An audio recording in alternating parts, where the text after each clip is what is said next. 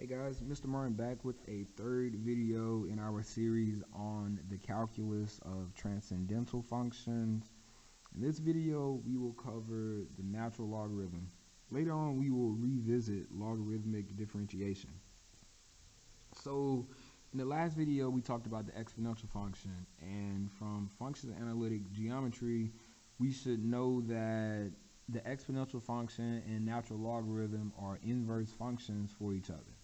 So if we quickly go through this little paragraph, if we have y equals ln x, we can convert that to an exponential equation so that e to the y equals x.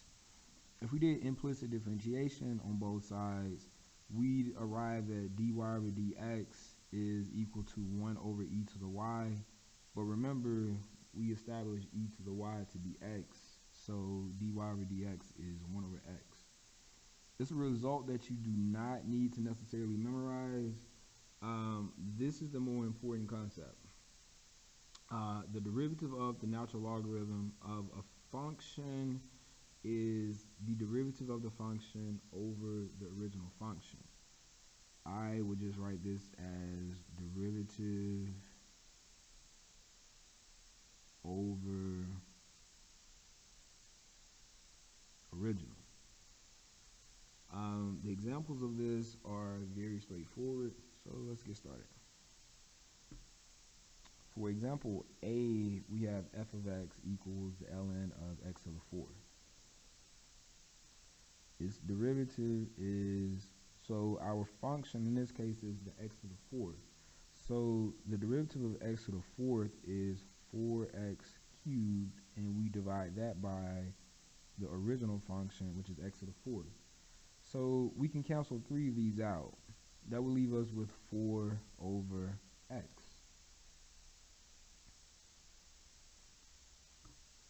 Example B, we have the natural logarithm of x, and that quantity is raised to the 4th power. So its derivative requires that we do the chain rule.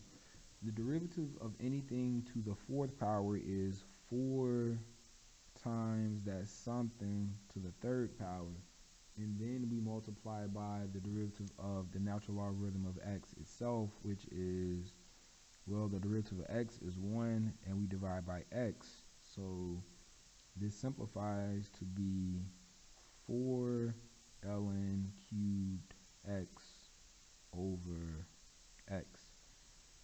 We cannot cancel these x's out. The x is the argument for this logarithm. We're done right here.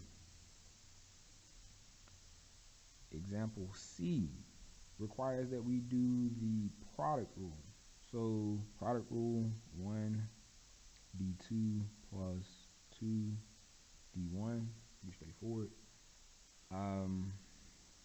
The derivative is x squared times, the derivative of the ln of x is 1 over x plus ln x times the derivative of x squared, which is 2x.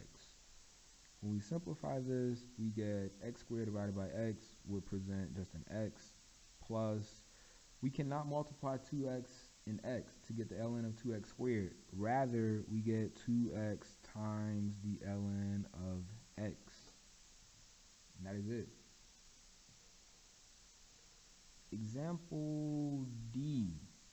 Now, anytime we divide inside of a logarithm, what we can do to simplify this is apply a property of logarithms. You should remember that if you have the ln of a divided by b, this is the same as the ln of a minus the ln of b.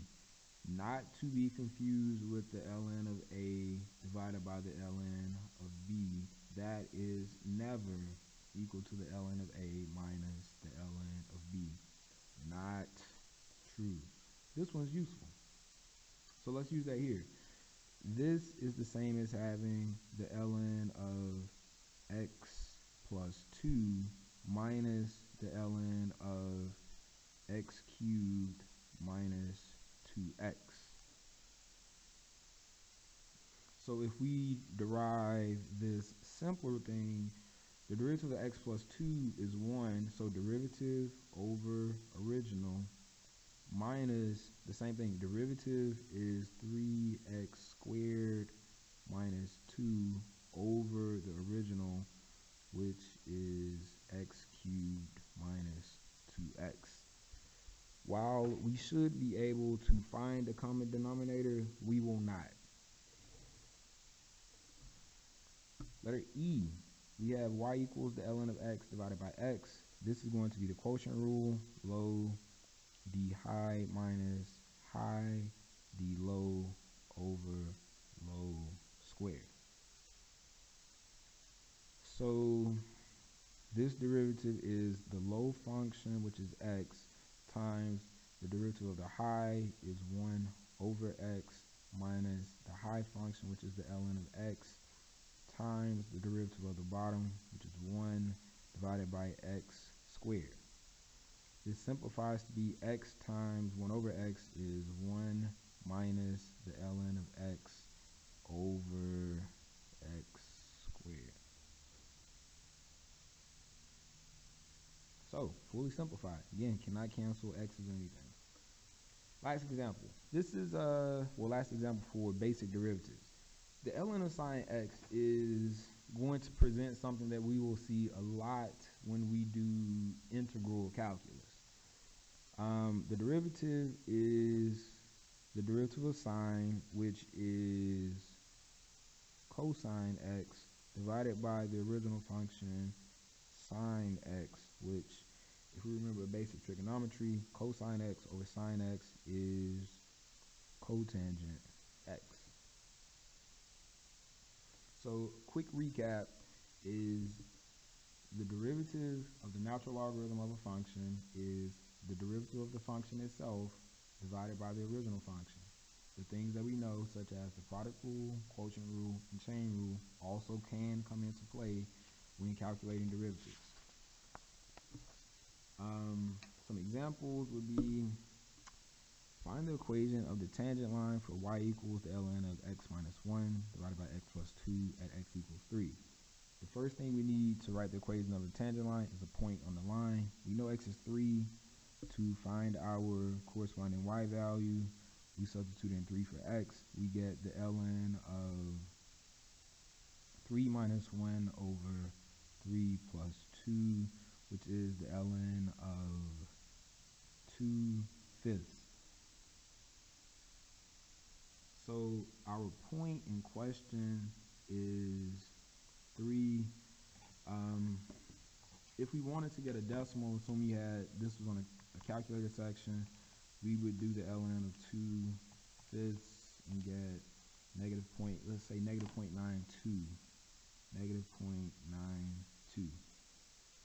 So just like we did on a previous example, we're going to split this to be two different logarithms. So we'll rewrite this to be y equals the ln of x minus 1 minus the ln of x plus 2.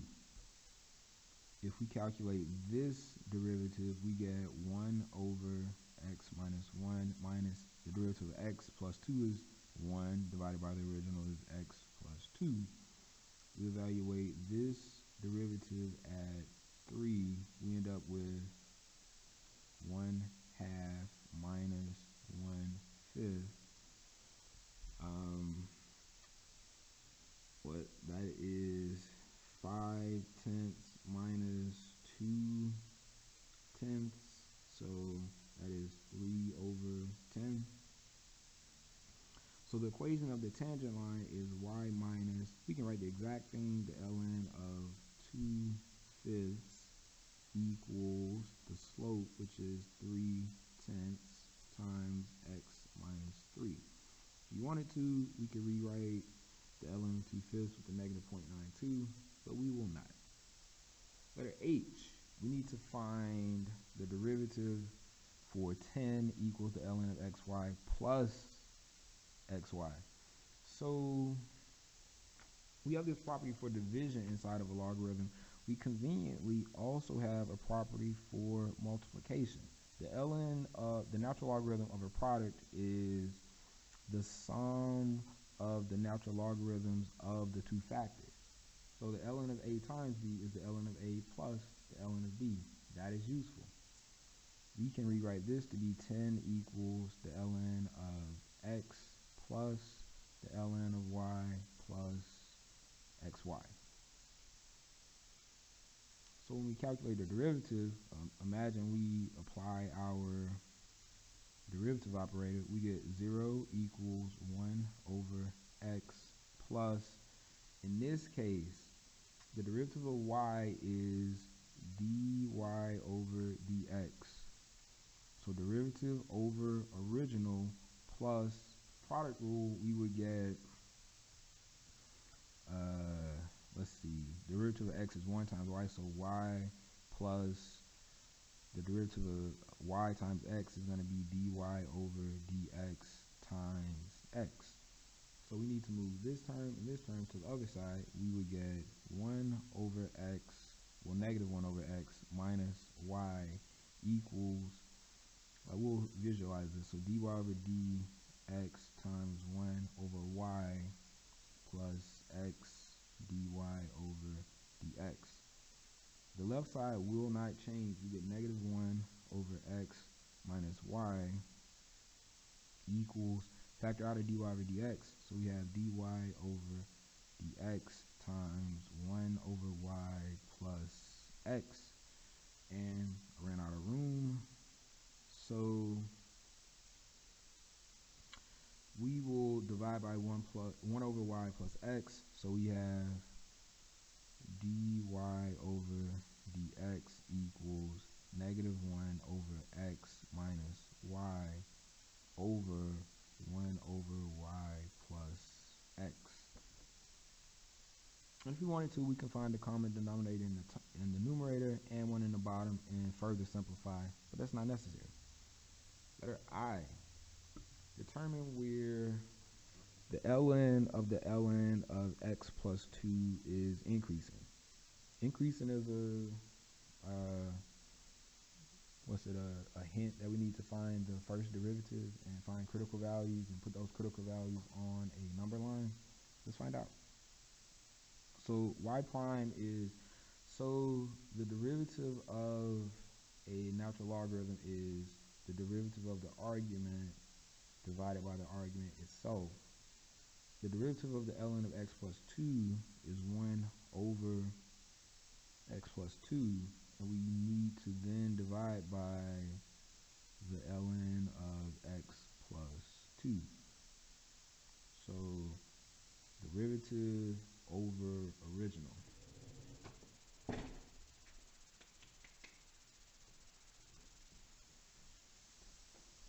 Alright, sorry about that. Lights went out again.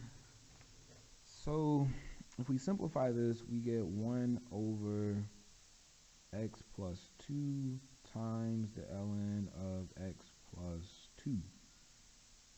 So remember, we have critical values where the derivative is either 0 or undefined.